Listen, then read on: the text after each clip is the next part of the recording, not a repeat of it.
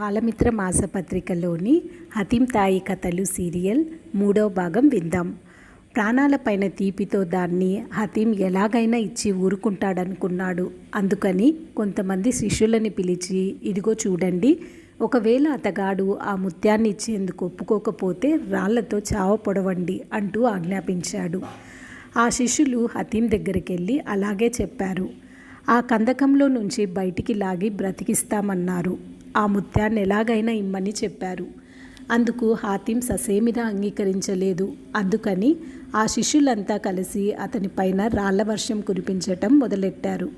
అప్పటికీ అతను లొంగలేదు. ఆఖరికల్లా దెబ్బలు తింటూనే మూర్ఛపోయాడు. అర్ధరాత్రి అయింది. ఆ శిష్యుల్లో ఒకడు లేచి, ఇప్పుడు చావు బతుకుల మధ్య సతమతమైపోతున్న హతీంని ఈ కందకంలో నుంచి కాపాడానంటే అతను సంతోషించి అందుకు ప్రత్యుపకారంగా తన దగ్గరుండే ఒకే ఒక అమూల్యమైన ముత్యం ఇవ్వకుండా ఉంటాడా అని ఆలోచించుకున్నాడు. ఆ వెంటనే కిక్కురు మనకుండా హతీంని బయటికి తీసుకొచ్చాడు. హతీం ప్రాణాలతో బయటపడిన తర్వాత, నేస్తం, నువ్వు నాకు మహా ఉపకారాన్ని చేశావు, అందుకు నీకేం కావాలో కోరుకో, తప్పకుండా తీరుస్తాను అన్నాడు. ఇలాంటి అదను కోసమే కనిపెట్టుకొని కూర్చున్న ఆ శిష్యుడు, ఆ వెలలేని ముత్యాన్ని నాకిప్పించండి అంటూ అడిగాడు. అందుకు హతీం అన్నాడు కదా, నేస్తం, దాన్ని నీకిచ్చేందుకు నాకేం అభ్యంతరం లేదు. అయితే అది నా సొంతం కాదు. నా ప్రయాణం సుఖంగా నిరాటంకంగా జరిగేటట్లు ఎలుగుబంటి రాజకుమారి ఇచ్చిన బహుమానం ఈ ముత్యం.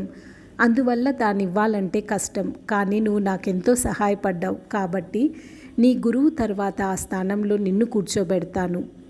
ఇది విని హతీం ధైర్యానికి ఎంతో మెచ్చుకున్నాడా శిష్యుడు. ఇక తన గురువుగారి ఆటలేవి ఆయన దగ్గర సాగవనుకున్నాడు. మళ్ళీ తాను గురువు దగ్గరికి వెళ్తే హతీంకి ఉపకారం చేసినందుకు ఎలాగూ కోపం తెచ్చుకుంటాడు. తనకేదో పెద్ద శిక్ష విధించక మానడు. అందువల్ల హతీంనే ఆశ్రయిస్తే మంచిదనుకున్నాడతను. అప్పటినుంచి హతీం దగ్గరే ఉండిపోయాడు. భద్రూకుడికి ఇదంతా దివ్య దృష్టిలో తెలిసిపోయింది. వెంటనే హతీం ఉన్న చోటికొచ్చి తన మంత్రాన్ని ప్రయోగించాడు. కానీ హతీం మంత్రం ముందు అతగాడి మంత్రం ఎందుకు పనికి రాలేకపోయింది. పైగా అతని మంత్రం అతన్నే బెడిసి కొట్టింది. ఇలా ఈ మంత్రాల యుద్ధంలోనే మరణించాడు భద్రూకుడు. అప్పుడు హతీం తనకు సహాయం చేసిన నేస్తాన్ని భద్రూకుడి స్థానంలో నియమించి అందాల భామ ఫరీదా తల వేలాడే ప్రదేశానికి వచ్చాడు. అంతలోనే ఆమె మానవ రూపం దాల్చి తన చెలికత్తెలతో హతీం కోసం ఎదురు తెన్నెలు చూస్తూ నిల్చున్నది. వారిద్దరికీ వైభవంగా పెళ్ళయింది. కొన్నాళ్ల పాటు హాయిగా కాపురం చేశారు. ఒకనాటి సాయంకాలం హతీం ఒక చెట్టు క్రింద చల్లగా సాగవారాడు. ఆ చెట్టుపైన ఉంటున్నాయి 2 పక్షులు. అందులో ఆడపక్షి ఒకటి, మగపక్షి ఒకటి. ప్రాణనాథ, మీరు నన్నొక్కరితోనే వదిలిపెట్టి దేశాంతరానికి వెళ్ళకండి అంటూ వేడుకొన్నది ఆడపక్షి. నన్నేం చేయమంటావు? నీ మాట దక్కించలేకపోతున్నాను. మరేమనుకోకు. నేను గౌరవం కోసం ఈ ప్రయాణం పెట్టుకున్నాను.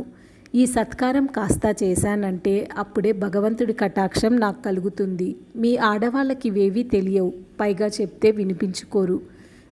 మీ మనసెప్పుడు స్వార్థం కోసమే దేవుళ్ళాడుతూ ఉంటుంది. లోగడ మహారాజు ఒకడు స్త్రీ మాయలో పడి పశ్చాత్తాపపడినట్లుంది నా పరిస్థితి. అందుకని నువ్వు 1,00,000 చెప్పినా నా చెవికెక్కవు అన్నది మగపక్షి. అదేమిటండి ఆ రాజు కథ, కాస్త చెబుదురు అన్నది ఆడపక్షి. అప్పుడు మగపక్షి ఆ కథని ఇలా చెప్పడం మొదలెట్టింది.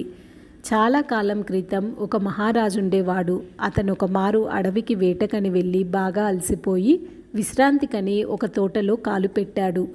దాంట్లో రమణీయమైన పెద్ద రాజమహల్ ఒకటి ఉంది. దాని చుట్టూ అందాల సరోవరం ఉంది. ఆ రాజు దాంట్లో కాళ్ళు చేతులు కడుక్కుందాం కదా అని దిగాడు. అంతలో అతని చేతికొక తాడు దొరికింది.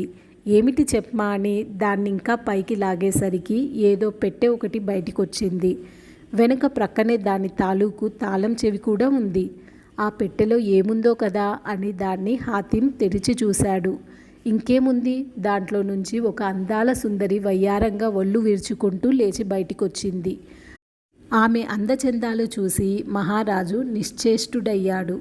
అది కనిపెట్టి ఆ సుందరి అన్నది కదా, మహారాజా, నేను కూడా మీలాంటి మనిషినే. నా గురించి మీరేం సందేహించకండి. నేనిచ్చే ఈ స్వల్ప ఫలహారం తిని విశ్రాంతి తీసుకోండి, అంతే చాలు. ఇలా చెప్పి ఆమె ఫలహారం మహారాజు ముందు పెట్టింది. ఫలహారం భలే రుచిగా ఉంది. అందువల్ల దీన్ని తింటూ తన్మయుడైపోయాడు. దానికి తోడు ఆ సుందరి వయ్యారం ఒలికిస్తూ చూపించే తలుకు బెలుకులను చూస్తూ ఉంటే అది భూలోకమా స్వర్గలోకమా అనిపించింది. కొంతసేపటికల్లా అతనికి తన ఊరు, తన పరిపాలన జ్ఞాపకం వచ్చాయి. వెంటనే మహారాజు ఆమె దగ్గర సెలవు పుచ్చుకున్నాడు. కానైతే ఆమె అతగాన్ని తన ప్రేమ మాటలతో మాయ చేసి బంధించాలనుకుంది. కానీ లాభం లేకపోయింది. మహారాజు తన ఉంగరాన్ని ఒకదాన్ని తీసి ఆమెకిచ్చి తన ఇద్దరి ప్రేమ గుర్తుగా దాన్ని ఉంచుకోమని చెప్పాడు. అప్పుడు ఆ సుందరి పెట్లో నుంచి ఒక పెద్ద ఉంగరాల గొలుసును తీసి చూపించింది. హాయ్ హాయ్, ఎన్ని ఉంగరాలు నీకెలా వచ్చాయి అని అడిగాడు రాజు. అందుకామె నవ్వు పువ్వుల్ని విసురుతూ, రాజా, నా పెనిమిటి కూడా ఒక మహారాజు. నా మీద ఆయనకి నమ్మకం లేదు. అందుకని నన్ను ఈ పెట్లో పెట్టి తాళం వేసుకొని వెళ్ళిపోతూ ఉంటాడు. ప్రతి రాత్రి ఇక్కడికొచ్చి నన్ను పెట్లో నుంచి బయటికి తీసి నాతో ఆటపాటలాడుకొని తెల్లవారేసరికి మళ్ళీ పెట్లో పెట్టి నీటిలో పడేసి వెళ్ళిపోతూ ఉంటాడు. మహారాజా, మీరు దారి తప్పి ఎలాగో ఇక్కడికి వచ్చారు. అలాగే అనేక మంది ఇక్కడికి వస్తారు. నాతో కాసేపు కాలక్షేపం చేసి ఒక్కొక్క ఉంగరం ఇచ్చి వెళ్ళిపోతూ ఉంటారు. అలాంటివే ఈ ఉంగరాలన్నీ అన్నది. అప్పుడు మహారాజు ఆశ్చర్యపడి ఆమెని మళ్ళీ పెట్లో పెట్టి తాళం వేసి నీటిలో దాచి వెళ్ళిపోయాడు. చూసావే మరి, స్త్రీల స్వభావం ఎంత చంచలంగా ఉంటుందో. వారి మాయమాటలు నమ్మి మోసపోయేవాడెంత తెలివి తక్కువ వాడో నువ్వే చెప్పు. అందుకే నీ మాటలనిప్పుడు లెక్క పెట్టకుండా పరమేశ్వరుడి ప్రీతి కోసం తలపెట్టిన కార్యం నెరవేర్చడానికే బయలుదేరుతున్నాను. అడ్డు చెప్పకు. లేకపోతే ఫరీదా ప్రేమలో పడి పరోపకార్యాన్ని పూర్తిగా మర్చిపోయిన మూర్ఖుడు ఈ హతీంలాగా నేను కూడా అపకీర్తి పాలవుతాను అన్నది మగపక్షి నిర్మోహమాటంగా. శూలపోట్ల లాంటి ఈ మాటలు చెవిన పడగానే హాతింకి టపీమని తన కర్తవ్యం గుర్తుకొచ్చింది. చివాల్న లేచి అలాగే నడిచి వెళ్ళిపోయాడు. ఆఖరికి ఫరీదా దగ్గరికెళ్ళి తాను వెళ్ళిపోతున్నట్లు కూడా చెప్పలేదు. మరి కొన్నాళ్ళకతను కారామనగరం చేరుకున్నాడు. అక్కడ పచారు చేస్తుండగా అతనికి కావలసిన వాక్యాలు ఒక ఇంటి వాకిట్లో గోడపైన వ్రాసి ఉండటం కనిపించింది. హాతిం తిన్నగా ఆ ఇంట్లోకెళ్ళి అక్కడుండే సేవకుడి ద్వారా ఇంటి యజమాన్ని పరిచయం చేసుకున్నాడు. ఆయన హాతింకి తగు మర్యాదలన్నీ చేసి తన పక్కన కూర్చోబెట్టుకొని కుశల ప్రశ్నలు అడిగాడు. తరువాత ఇద్దరూ భోంచేశారు. హాతిం కొంతసేపు విశ్రాంతి తీసుకున్నాడు. తర్వాత ఇంటి యజమాని పరోపకారివైన హాతిం, మీరిక్కడికి రావడానికి గల కారణమేమిటి అని అడిగాడు. అప్పుడు హాతిం హుస్నబాను సంగతి, తన నేస్తం మునీర్ సంగతి, హుస్నబాను అడిగిన 4వ ప్రశ్న సంగతి అన్నీ సవివరంగా చెప్పాడు. ఆ ఇంటి వాకిట్లో గోడ మీద అలాంటి వాక్యాలు వ్రాయటానికి గల గూఢార్థమేమిటో చెప్పమని కోరాడు. అప్పుడు ఆ ఇంటి యజమాని అన్నాడు కదా, ఇతరుల క్షేమం కోసం ఇన్ని కష్టాలు పడుతున్న మీ మంటి మహానుభావులకు ఈ వాక్యం తాలూకు అర్థాన్ని నేను విప్పి చెప్పడం పెద్ద ఘనకార్యం కాదు. చెప్తా వినండి. ఇప్పటికీ 800 సంవత్సరాల క్రితం సంగతి. నేనప్పటికీ చాలా చిన్నవాణ్ణిలేండి. జూదంలో నాకున్న యావదాస్తిని పోగొట్టుకొని నిరుపేదనయ్యాను. అప్పుడు నాకు డబ్బు సంపాదించాలనే దురాశ ఎక్కువైంది. ఆ ఫలంగా మహారాజు మహల్లోనున్న అపరిమితమైన సంపదనంతటినీ దోచుకొని అరణ్యాలు పట్టాను. అక్కడ మరీ కొంతమంది దొంగలు నాలాగే దోచుకొని దొంగతనం వేసుకొచ్చిన సంపదను పంచుకుంటున్నారు. వారంతా నన్ను చూసి నా మీద ఒక్కుమ్మడిగా పడి నా సంపదనంతటినీ అక్కడ పెట్టమని నిర్బంధించారు. నేను తెచ్చినదంతా వారి ముందు పెట్టాను. అంతలో భయంకరమైన తుఫాను బయలుదేరింది. ఉరుములు మెరుపులు ఆర్భాటం చేశాయి.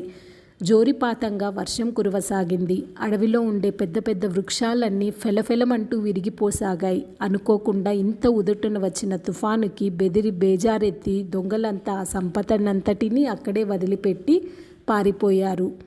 మరికొంతసేపటికల్లా గాలివాన ఆగిపోయింది. అప్పుడొక మహానుభావుడు నాకు కనిపించి, ఎవరు నువ్వు, ఇక్కడికి ఎందుకు వచ్చావు అని అడిగాడు. అందుకు నేను జరిగిన సంగతినంతా ఉన్నదున్నట్లు చెప్పి అక్కడే పడి ఉన్న అపారమైన సంపదను చూపించాను. నేను నిజం చెప్పినందుకు ఆయన ఎంతో మెచ్చుకొని నన్ను క్షమించడమే కాకుండా ఇటుపైన జూదమాడనని నా చేత ఒట్టు పెట్టించుకున్నాడు. 1000 ఏళ్ళు వర్ధిల్లమని నన్ను ఆశీర్వదించి అంతర్ధానమయ్యాడు. ఆ మహానుభావుడి మాటననుసరించి ఆ సంపదనంతటినీ తీసుకొని కొంత డబ్బుతో ఈ ఇల్లు కట్టించాను. దీన్ని చూసి నా సాటివారు కొంతమంది అసూయపడ్డారు. వీడింత శ్రీమంతులు ఎలా అయ్యాడు చెప్పమా అని వారంతా నా గురించి పరిపరి విధాల ఆలోచించాడు. ఆఖరికి సంగతి మహారాజు దాకా వెళ్ళింది. ఇదేదో విచారణ చేసి రమ్మని ఆయన కొత్వాలును పంపించాడు. కొత్వాలుకు కూడా జరిగిన సత్యం వివరించాను. అతను నన్ను మహారాజు దగ్గరికి తీసుకెళ్ళి హాజరుపరిచాడు. ఆయనకు కూడా ఉన్నదున్నట్లే సత్యం చెప్పి వేశాను. అయినా మహారాజు నేను చెప్పిన సంగతంతా విని సంతోషించి నన్ను వదిలిపెట్టి ఈ సంపదనంతటినీ నాకు బహుమానంగా ఇచ్చి సత్కరించాడు. ఇంటికి చేరుకున్న మీదట సత్యం చెప్పేవాడు సదా సుఖిస్తాడు అనే వాక్యాల్ని వాకిట్లో గోడపైన వ్రాయించాను. అప్పుడు మొదలుకొని ఇంతవరకు ఇక్కడికి వచ్చే సత్పురుషులకి సేవ చేస్తూ ఉంటున్నాను. భగవంతుణ్ణి స్మరించుకోవడమే నా ప్రధాన కర్తవ్యం అంటూ ముగించాడా ముసలాయన. అది విని హాతిం ఎంతో సంబరపడి 1-2 రోజులు అతని దగ్గరే ఉన్నాడు. తరువాత అతని దగ్గర సెలవు పుచ్చుకొని మళ్ళా మహాబాదుకెళ్ళి తన నేస్తం మునీరుతో హుస్నా బానుని కలుసుకొని ఆమె తాలూకు 4వ ప్రశ్నకి సరైన సమాధానం చెప్పాడు. దాంతో హుస్నా బానుకి పరమానందమై పంచభక్ష పరమాణాలతో వారిని మర్యాద చేసింది. 2 రోజులు ఆమె ఆతిథ్యాన్ని స్వీకరించి 3వ రోజున హాతిం మీ 5వ ప్రశ్న ఏమిటో చెప్పండి అని అడిగాడు. కోహనిదా అంటూ అరిచే పర్వతం తాలూకు వృత్తాంతమేమిటో తెలుసుకొని రావాలని చెప్పింది హుస్నాబాను. ప్రశ్న విని పయనమయ్యాడు హాతిం. 6 నెలల పాటు అలా నడిచి వెళ్ళగా అతనికి ఒక పట్టణం తారసపడింది. ఆ పట్టణానికెళ్ళే దోవలో ఉందొక శ్మశానం. అక్కడొక శవం చుట్టూ ఎవరో కొంతమంది భోజనాలు కూర్చున్నట్లు కనిపించింది. అదేమిటి చెప్పమా ఆ విడ్డూరం అనుకొని హాతిం ఆ శవం చుట్టూ కూర్చున్న వారిని వాకబు చేశాడు. అప్పుడు వారంతా అన్నారు కదా, మేమింకా భోజనాలకు ఉపక్రమించనే లేదు. ఎందుకంటే ఎవరో ఒక బాటసారి రావాలి. అప్పుడు అతనితో కలిసి 5గురం కావాలి. అంతవరకు భోజనం ముట్టం. మేమొచ్చి వారం రోజులైనా ఒక్కరూ రాలేదు. ఈ భాగం ఇంతటితో సమాప్తం. తిరిగి 4వ భాగంలో మళ్ళీ కలుద్దాం. ధన్యవాదములు.